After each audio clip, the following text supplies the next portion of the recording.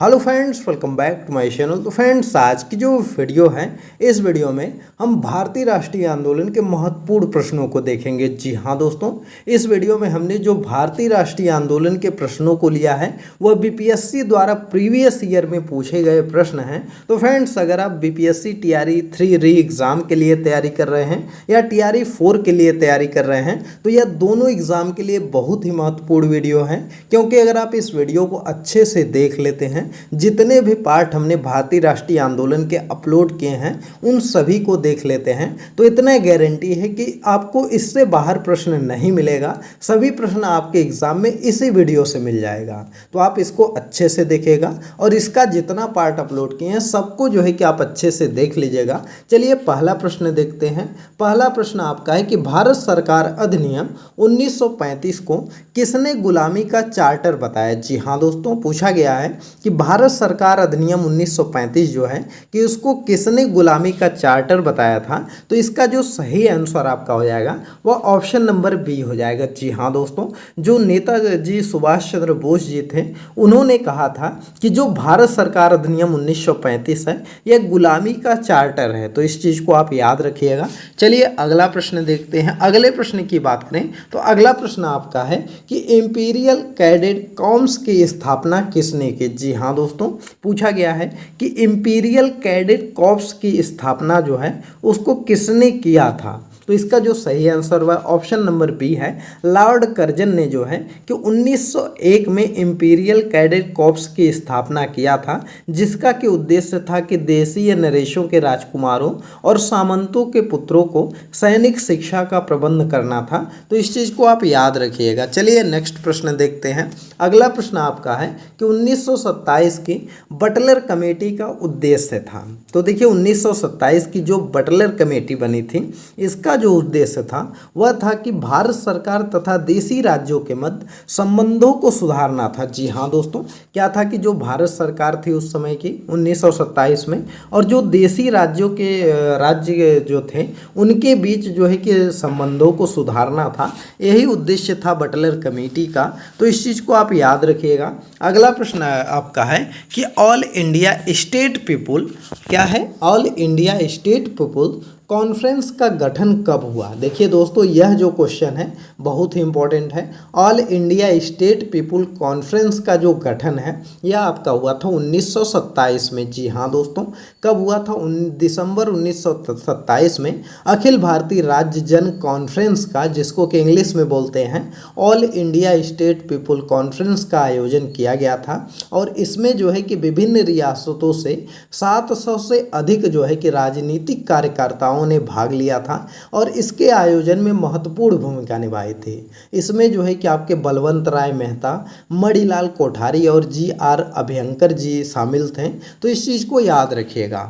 चलिए अगला प्रश्न देखते हैं। अगला प्रश्न आपका है कि द्वितीय विश्व युद्ध के समय ब्रिटेन का प्रधानमंत्री कौन था। जी हाँ दोस्तों, मोस्ट इंपॉर्टेंट प्रश्न है कि द्वितीय विश्व युद्ध के समय ब्रिटेन का प्रधानमंत्री कौन था।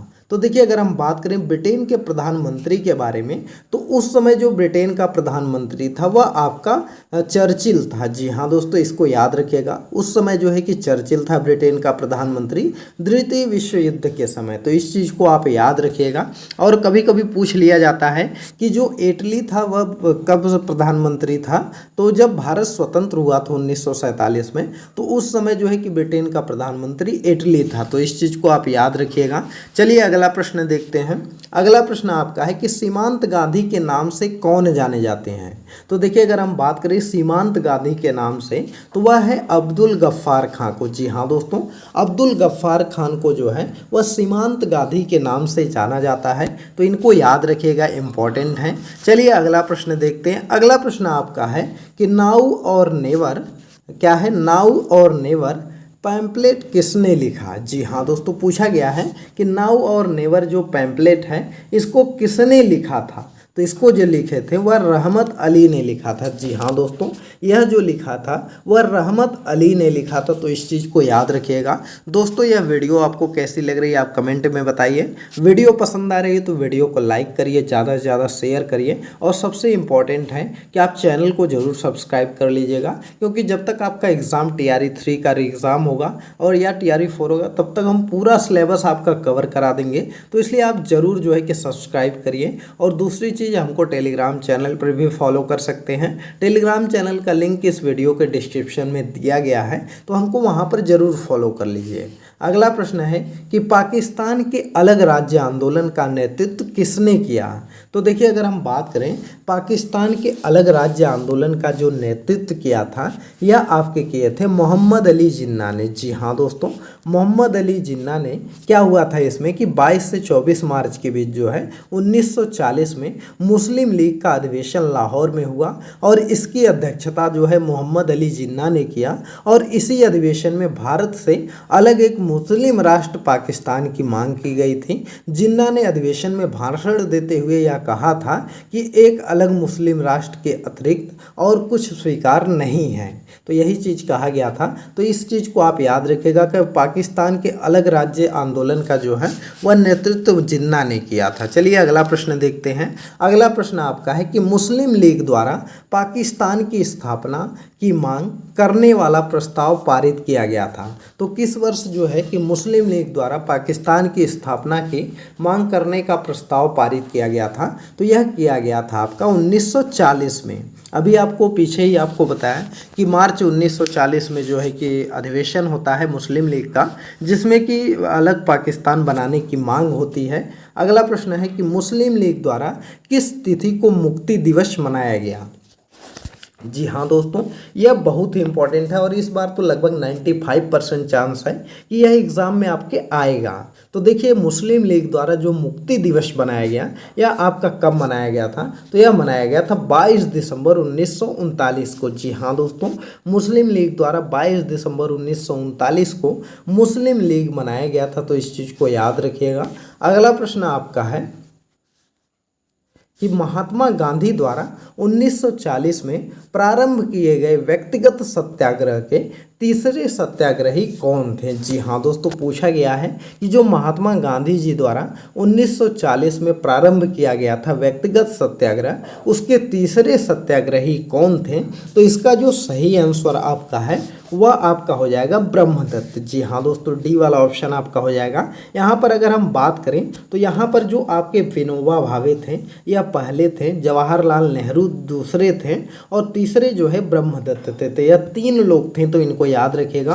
पहले जो सत्याग्रही थे वह आपके विनोबा भावे, दूसरे सत्याग्रही आपके जो थे वह जवाहरलाल नेहरू जी थे, और तीसरे सत्याग्रही की अगर हम बात करें तो वह आपके ब्रह्मदत्त थे। तो इनको याद रखिएगा। चलिए अगला प्रश्न देखते हैं। अगला प्रश्न आपका है कि व्यक्तिगत सत्याग्रह किसने आरंभ किया। तो देखिए, अगर हम बात करें व्यक्तिगत सत्याग्रह का, तो इसको जो आरंभ किए थे वह किए थे विनोबा भावे ने। जी हाँ दोस्तों, विनोबा भावे ने व्यक्तिगत सत्याग्रह को आरंभ किया था। तो इस चीज़ को याद रखिएगा। अगला प्रश्न आपका है कि व्यक्तिगत सत्याग्रह आंदोलन के प्रथम सत्याग्रही कौन थे। तो देखिए, अभी हमने आपको बताया कि व्यक्तिगत सत्याग्रह आंदोलन के प्रथम सत्याग्रही जो थे वह आपके विनोबा भावे थे। तो इस चीज़ को याद रखिएगा। चलिए अगला प्रश्न देखते हैं। अगला प्रश्न आपका है कि किसी भी सरकार ने नहीं और अंग्रेजों ने भी नहीं, जितना कि इस पठान ने काफ़ी बुद्धिमत्ता का परिचय दिया, शेरशाह सूरी के बारे में ये शब्द किसने लिखा। तो यह शब्द जो लिखा था कि किसी सरकार ने नहीं, अंग्रेजों ने भी नहीं, तो यह जो शब्द लिखा गया था यह आपके कौन लिखे थे। तो यह लिखे थे A.G. कीन। जी हाँ दोस्तों, H.G. कीन ने यह लिखा था। तो इस चीज़ को याद रखिएगा, इम्पॉर्टेंट है दोस्तों। यह प्रश्न आपसे पूछा जा सकता है, क्योंकि TRE 1 TRE 2 में यह नहीं आया था, तो 3 में जो है री एग्ज़ाम में हो सकता है कि यह पूछ लिया जाए। अगला प्रश्न है कि ब्रिटिश का भारतीय सर्जेंट की उपाधि प्रथम विश्व युद्ध के दौरान सरकार को अपना सहयोग देने के कारण किसको प्राप्त थी?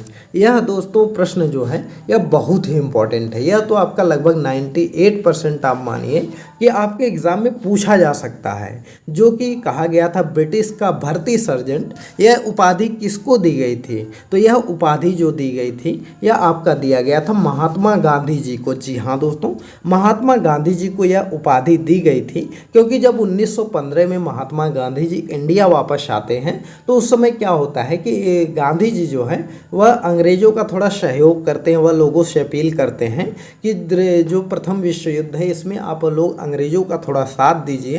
तो इसलिए उनको जो है कि ब्रिटिश का भर्ती सर्जेंट कहा जाता है। तो इस चीज़ को आप याद रखिएगा। चलिए अगला प्रश्न देखते हैं। अगला प्रश्न आपका है कि पुस्तक इंडिया डिवाइडेड किसने लिखी? तो देखिए जो पुस्तक है इंडिया डिवाइडेड बहुत ही इम्पॉर्टेंट पुस्तक है और यह किसने लिखा था? तो यह आपके लिखे थे राजेंद्र प्रसाद। जी हाँ दोस्तों, किसने लिखा था? इंडिया डिवाइडेड जो पुस्तक है वह राजेंद्र प्रसाद जी ने लिखा था और यह जो है कि इसका प्रथम संस्करण जो प्रकाशित हुआ था यह जनवरी 1946 ईस्वी में प्रकाशित हुआ था। तो इस चीज़ को भी आप याद रखिएगा। दोस्तों जो बुक्स हैं इसको आप ज़रूर याद रखिएगा कि जो स्वतंत्रता सेनानी थे वह लोग जो बुक लिखे थे उस चीज़ को ज़रूर याद रखिएगा। एक बुक का नाम ज़रूर पूछा जाता है, TRE 1 में भी पूछा गया था, TRE 2 में भी पूछा गया था और TRE 3 का जो एग्ज़ाम कैंसिल हुआ उसमें भी पूछा गया था। तो इसलिए बुक्स को आप ज़रूर याद रखिएगा। अगला प्रश्न है कि इंडिया डिवाइडेड पुस्तक किसने लिखी? अगर हम इंडिया डिवाइडेड पुस्तक की बात करें तो इसको जो लिखे थे आपके राजेंद्र प्रसाद लिखे थे। अभी हमने आपको बताया वही प्रश्न आपका रिपीट हो गया है कि इसको राजेंद्र प्रसाद ने लिखा था। दोस्तों यह वीडियो आपको कैसे लग रही है कमेंट करके बताइए और पसंद आ रही है तो ज़्यादा से ज़्यादा शेयर करिए और सबसे इम्पॉर्टेंट है कि चैनल को ज़रूर सब्सक्राइब कर लीजिएगा। हमको टेलीग्राम पर भी फॉलो कर लीजिए, लिंक इसका डिस्क्रिप्शन में दिया गया है। और दोस्तों आपको किस टॉपिक पर वीडियो चाहिए यह भी आप कमेंट करिए, हम उस टॉपिक पर वीडियो लाएंगे। किस सब्जेक्ट का आपको तैयारी करना है यह भी बताइए। चलिए अगला प्रश्न हम देखते हैं कि जवाहरलाल के बौद्धिक विकास में फरवरी 1927 में ब्रुसेल्स कांग्रेस में औपनिवेशिक दमन और साम्राज्यवाद के विरुद्ध उनकी सक्रिय भागीदारी के साथ एक मोड़ आया। ये शब्द किसने लिखा? तो देखिए यह जो शब्द लिखा गया था यह किसने लिखा था? तो यह लिखे थे आपके एस गोपाल ने। जी हाँ दोस्तों, यह जो है वह एस गोपाल ने लिखा था। तो इस चीज़ को आप याद रखिएगा। अगला प्रश्न आपका है कि क्रिप्स के प्रस्ताव ने वास्तव में हमें कुछ नहीं दिया। यदि हम प्रस्ताव को स्वीकार करते हैं तो हमें भविष्य में पछताना पड़ता। युद्ध ने भारत को अपनी स्वतंत्रता प्राप्त करने का अच्छा अवसर प्रदान किया था। केवल एक वचन पर आधारित होने के कारण हमें इसे खोना नहीं चाहिए। ये शब्द किसने लिखा? तो देखिए यह जो शब्द लिखा था कि क्रिप्स के प्रस्ताव ने वास्तव में हमें कुछ नहीं दिया, यह जो शब्द वगैरह लिखा गया था यह आपके लिखे थे मौलाना अबुल कलाम आज़ाद। जी हाँ दोस्तों, यह जो शब्द लिखे थे वह मौलाना अबुल कलाम आज़ाद जी ने लिखा था। तो इस चीज़ को आप याद रखिएगा। दोस्तों यह जो वक्तव्य है इसको आप ज़रूर याद किया करिए क्योंकि अब जो है कि प्रश्न डायरेक्ट नहीं पूछा जाता है, क्योंकि आप जान ही रहे हैं कि एग्ज़ाम का लेवल थोड़ा हार्ड हो गया है। तो इसलिए वह जो है कि कोई कथन वगैरह रहता है तो ऐसे करके पूछ लेता है। तो इसलिए आप कथन को ज़रूर अच्छे से पढ़िएगा। चलिए अगला प्रश्न देखते हैं। अगला प्रश्न आपका है कि किन घटनाओं ने ब्रिटिश प्रधानमंत्री क्लीमेंट एटली को सदमा पहुंचाया, जिसने घोषणा की कि ब्रिटिश साम्राज्यवाद की इमारत को एक बड़ा झटका लगा? तो यह कौन सी घटना घटी थी जिसने कि जो है कि ब्रिटिश प्रधानमंत्री जो थे इटली को सदमा पहुंचाया था? तो वह आपका था कि आज़ाद हिंद फौज का सैन्य अभियान और शाही भारतीय जल सेना का विद्रोह। जी हाँ दोस्तों, वह कौन सा घटना थी? तो वह था जो है आज़ाद हिंद फौज का जो सैन्य अभियान था और शाही भारतीय जल सेना का जो विद्रोह था, इसी से जो है कि उनको सदमा लगा और इन सभी घटनाओं से प्रभावित होकर उन्होंने यह घोषणा की कि ब्रिटिश साम्राज्यवाद की इमारत को एक बड़ा झटका लग सकता है। तो इस चीज़ को आप याद रखिएगा। अगला प्रश्न आपका है कि किसने स्वतंत्र भारत में प्रथम प्रधानमंत्री जवाहरलाल नेहरू का साहस और दूरदर्शिता को एक उत्कृष्ट नेता के रूप में अभिवादन किया? तो देखिए अगर हम बात करें कि किसने जो है कि भारत के प्रथम प्रधानमंत्री जवाहरलाल नेहरू जी का साहस और दूरदर्शिता के एक उत्कृष्ट नेता के रूप में अभिवादन किया, तो इसका जो सही आंसर है वह है लॉर्ड माउंटबेटन। जी हाँ दोस्तों, बी वाला ऑप्शन आपका सही हो जाएगा। अगला प्रश्न आपका दिया गया है कि बंगाल प्रांत के साथ बिहार प्रांत को कब मिलाया गया। तो देखिए अगर हम बात करें बंगाल प्रांत के साथ बिहार प्रांत को जो मिलाया गया था, यह 1733 ईस्वी में मिलाया गया था। जी हाँ दोस्तों, 1733 ईस्वी में बिहार सूबा का विलय जो है बंगाल सूबा में किया गया था और बंगाल के तत्कालिक नवाब जो थे सिराजुद्दौला ने बंगाल प्रांत को 4 भागों में बांटा था।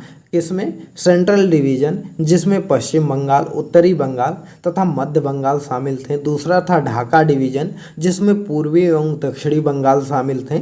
और तीसरा आपका था बिहार और चौथा था उड़ीसा। तो इस चीज़ को आप याद रखिएगा। चलिए अगला प्रश्न देखते हैं। अगला प्रश्न आपका है कि किस ब्रिटिश अधिकारी ने भारत सरकार को सूचित किया कि पटना के मुसलमान पेशावर के नज़दीक 64वीं नेटिव इन्फेंट्री के साथ आपस में पत्र व्यवहार करते थे, याचना की कि ब्रिटिश विरुद्ध बगावत करें। तो यह कौन सा था? तो वह आपके थे रॉबर्ट मोंटगोमरी। जी हाँ दोस्तों, यह जो किया था वह रॉबर्ट मोंटगोमरी ने किया था। तो इस चीज़ को आप याद रखिएगा। चलिए दोस्तों अगला प्रश्न देखते हैं। अगला प्रश्न आपका है कि 1888 में इलाहाबाद में किस राजा ने भारतीय राष्ट्रीय कांग्रेस के चौथे अधिवेशन के संपन्न होने में बहुत बहुमूल्य सहायता प्रदान की। तो देखिए अगर हम बात करें 1888 में 88 में इलाहाबाद में जो है कि अगर हम बात करें राजा ने भारतीय राष्ट्रीय कांग्रेस के चौथे अधिवेशन के संपन्न होने पर बहुत बहुमूल्य सहायता प्रदान की थी। तो इसका जो सही आंसर आपका हो जाएगा वह हो जाएगा दरभंगा के राजा। जी हाँ दोस्तों, दरभंगा के राजा जो है वह बहुत ज़्यादा सहायता किए थे। तो इस चीज़ को याद रखिएगा, बहुत ही इंपॉर्टेंट है। यह तो आपका बिहार से रिलेटेड है, तो इसलिए ज़रूर याद रखिएगा, आपसे पूछा जा सकता है। अगला प्रश्न है कि 11 अगस्त 1942 को पटना शहर में भारत छोड़ो आंदोलन का किसने जो है कि मार्गदर्शन किया। तो देखिए अगर हम बात करें 11 अगस्त 1942 को पटना शहर में भारत छोड़ो आंदोलन का जो है मार्गदर्शन किया था, तो वह आपके जो थे वह आपके थे नगर के अधीनस्थ नागरिकों ने। जी हाँ दोस्तों, नगर के अधीनस्थ नागरिकों ने मार्गदर्शन किया था। इस दौरान जो है कि राष्ट्रवादी युवकों ने जो है पटना स्थित सचिवालय भवन के सामने बिहार विधानसभा की इमारत पर राष्ट्रीय ध्वज फहराने का प्रयास किया था। इस पर जो है कि पटना के जो कलेक्टर थे WG आर्चर ने इन छात्रों पर गोली चलाने का आदेश दिया था, जिसमें कि 7 छात्रों की मृत्यु भी हो गई थी और बहुत लोग इसमें घायल भी हुए थे। तो इस चीज़ को आप याद रखिएगा। तो दोस्तों आज के यह टॉप 25 क्वेश्चन थे जो कि आपके एग्ज़ाम के पॉइंट ऑफ व्यू से बहुत ही इंपॉर्टेंट है। आप इस वीडियो को 2-3 बार रिपीट करके ज़रूर देख लीजिएगा। आज की वीडियो में थोड़ा सा हमने हार्ड क्वेश्चन को शामिल किया है और यह सभी प्रश्न आपके एग्ज़ाम के पॉइंट ऑफ व्यू से इंपॉर्टेंट हैं, तो इसलिए हमने इसको शामिल किया है।